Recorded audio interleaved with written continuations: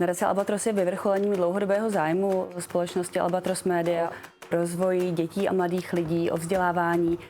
Snaží se o to i jinak než prostřednictvím vydávání knížek. Vznikla v roce 2016. Za jejím založením stojí majitelé společnosti Albatros Media Silke a Jaroslav Horákovi. Oba dva jsou blízko dění nadace dodnes, oba jsou ve správní radě. Cílem je, aby děti z rodin, které jsou na tom ekonomicky špatně, aby děti, které žijí v sociálním vyloučení, získaly šanci na vzdělání a tím i na lepší život.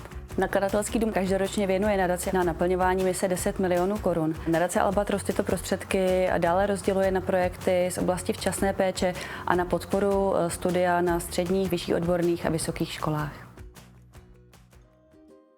Oblasti včasné péče se věnujeme proto, že je důležité začít včas.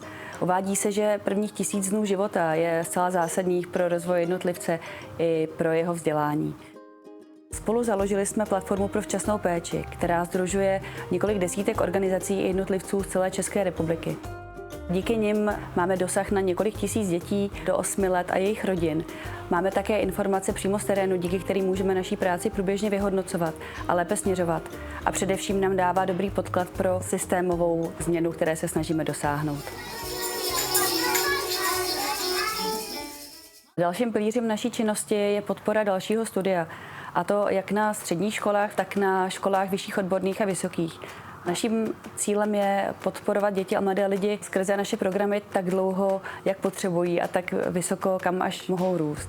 Každoročně v oblasti stipendijních programů podpoříme na 500 dětí a mladých lidí. Pro naší práci je důležitá dlouhodobost, zároveň i schopnost umět zareagovat v krizových situacích, jako tomu bylo v případě konfliktu na Ukrajině, na základě kterého do České republiky přicházely statisíce rodin s dětmi. V oblasti včasné péče jsme reagovali tak, že jsme umožnili rozšíření služeb i na ukrajinské rodiny. Pomohli jsme k distribuci 50 000 knih, které vydala společnost Albatros Media. Knížky v ukrajinštině jsme pomohli doručit na místa, kde se skutečně čtou a kde i pomáhají k něčemu dalšímu.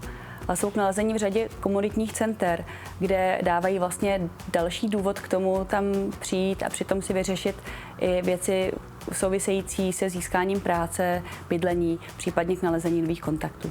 Díky skvělým knihám a jejich čtenářům pomáháme sociálně znevýhodněným dětem a mladým lidem ke vzdělání.